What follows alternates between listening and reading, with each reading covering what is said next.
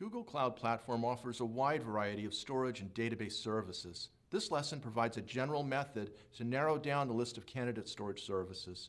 The diagrams and charts in this lesson can help you ask meaningful questions about the data that will help you match the data to storage services. So identification of storage needs and mapping them to the storage systems. Now, this is where we have to start making some decisions. So when we look at our storage options, there's three kind of flavors to choose from. The first one would be our disk solutions. Now these come with virtual machines, so these are our persistent disk, either standard or SSDs. We have both local SSDs and in-memory, and those have different performance characteristics as well as capacity. Now if you're focused on mobile, you definitely want to go look at Firebase. There's a whole suite of solutions for that. But if you are pure cloud, meaning using virtual machines, App Engine, Container Engine, etc., you have these different cloud solutions, all the way from just simple blob storage for cloud storage to big data analytics with BigQuery, Cloud Bigtable for high throughput stream ingestion, Cloud Spanner, our global relational database, Cloud SQL, our managed Cloud SQL and Postgres, MySQL and Postgres, and then Cloud Data Store, which is our horizontally scalable NoSQL database as well. Many different characteristics which we'll cover. So let's take a look at our decision tree here. Just to make it simple, the first thing you ask yourself, is my data structured? If it's unstructured, cloud storage is perfect. Sure, you can put it on persistent disk, but it won't scale as much. And in this one here, this is going to be globally available, replicatable, uses APIs, transfer servers, so much more available than just dropping it on an isolated VM. If you don't need mobile SDKs, right, then you'll use that. Otherwise, you might use the same APIs for Firebase. What about analytics? If you're going to be doing analytics, big data, log ingest, and etc., you may want to consider, say, Cloud Bigtable if you need very low latency, you want to do frequent updates, or BigQuery for large data warehouses, just storing petabytes of data either streamed or in batch, and being able to query very massive data sets. What about relational, not rational? Is it rational to be relational? We'll have to think about that one. But now, is your data relational? Do you need to draw insights from that data? You can even do that from Cloud BigQuery, but if you need frequent updates and very tight schemas, and you've got a lot of data that's going to be coming in and updated often, you'll be looking at one of these two relational choices, either Cloud SQL, which is MySQL or Postgres, or our newly released global relational database called Cloud Spanner. Now this gives us the utmost in scalability, also partition tolerance across zones. It is the panacea of cloud offerings when it comes to relational databases. Then finally, if nothing else fits, right? Do you need mobile SDKs and you're going to be plugging this into something like an App Engine or Kubernetes? Well, Firebase for mobile SDKs and Cloud Data Store for high transactions. Take a look at Niantic and Pokemon Go. They use their backend was exclusively Cloud Data Store because of its horizontal scalability. So definitely wouldn't want to throw an application that popular on something like a small MySQL open source. So now let's talk about our static cloud storage. There's a number of offerings within that series. Now we have four major categories. The first one is our regional storage. This is where you need data to be localized in a specific geographic region on a specific continent. So that could be 3 different locations in the US, a few of them in Europe, 1 in Singapore, India, Brazil, and Australia currently. But this gives you an ability to store your data close to your physical applications and or your users. Now, what if you need multi-regional data? One, perhaps because you need it to be continentally available and you want a higher level of availability, so that's why we offer multi-regional. This one actually comes in at 2.6 cents per gig. The performance is the same across all of the different tiers. This is the most expensive, but however, think about this. It's like getting 2 regionals for less than the price of 2. Whatever 2.6 comes out, because regional storage comes in at 2 cents per gig. So there's a huge cost savings here because you don't have to pay for twice the data. You don't have to pay for the replication. We do all of that for you. And notice that you also get a higher level of availability. It's a small percentage, but it can be more highly available. Now, if you look at Nearline and Coldline, these are just as performant. However, you would choose these because you don't plan on accessing data very often. Now, Nearline comes in at a penny per gig, but it comes at a penny retrieval fee too. So the de-incentive is not to access your data more than, say, 30 days a month. There is a 30-day minimum, and then you'll just pay to retrieve it. But you're saving 50% over regional. So now you make a data-driven decision based on what your finances and data access frequency. Now, of course, we do have versioning control for a potential type of backup, but if you store it all in a regional bucket, it might get to be a lot, so you can store that on a Coldline bucket.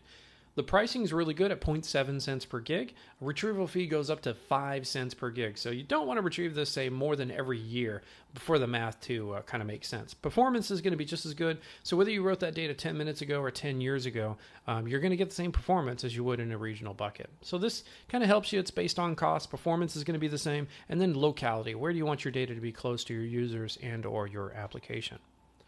So let's talk about BigQuery. When would you choose that? This is when you want to do data analytics at scale, even in the hundreds of terabytes. The cool thing about it, it comes in at a flat 2 cents per gig, drops down to 1 penny per gig after 90 days. So you don't need to offload that to another storage archive.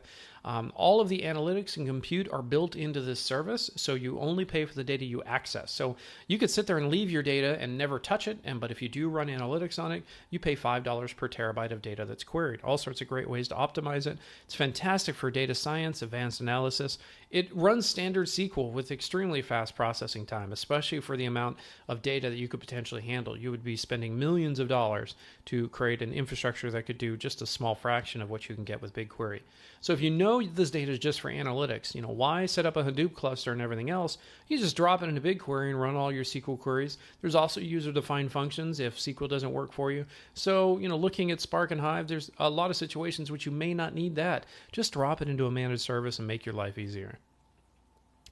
So in this case, what about choosing MySQL, or in our case, Managed Cloud SQL? Basically, if you've outgrown a relational database, you want to go to Spanner.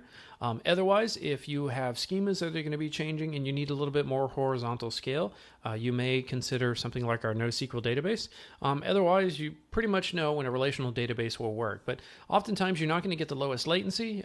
It's going to be purely ACID compliant, but the scale is really the big thing, right? Number of concurrent connections and how much storage you can put in there before it really starts to go down in performance and or having the requirement to be sharded. So then you get into Spanner. Basically, you choose Spanner when you've outgrown Cloud SQL. Now, if you'd like some more information about Spanner, there's really two really fun resources that I like to share. The first one is the GCP podcast and Spanner. So if you're not familiar with this, the GCP podcast will actually... it's conducted by a couple engineers inside of Google, and they get this exclusive access with all sorts of great product managers. So they interviewed the product manager for Spanner. And so here you get a 45-minute discussion and Q&A about what's going on here. So this is a really great way to kind of learn a lot more about what we did. There's a number of great links here to kind of get you some more information.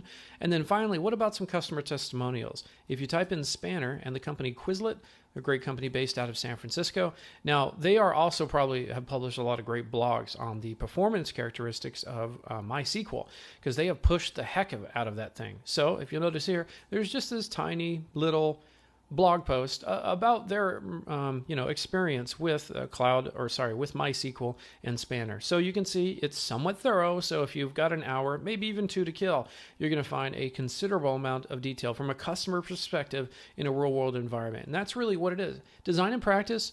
It's about exploring and seeing what other people have done. And this is an incredible company that's gone through a lot of growth and really put Spanner through its paces, and especially sharing their design process for how they were able to scale MySQL for such a long time.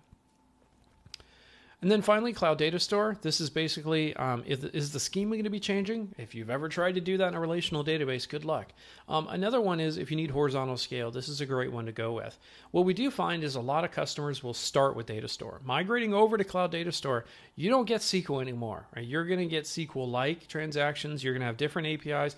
Everything changes. So it's typically a code rewrite, or you just start by choosing this afterwards. Otherwise, you can consider Bigtable if you need very strong transactions, because this does offer mostly eventual consistency.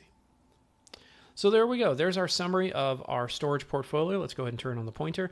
Here we do have Memcache for App Engine. We have a couple of relational database options. We have two non-relational databases, Cloud Data Store, which will give you a little bit more complex query capability, where Cloud Bigtable is more of a key value data store. It's high throughput, low latency, so if you can look up a single key, you can get data back very quick. But if you want to compare relations between tables, not going to be able to do that.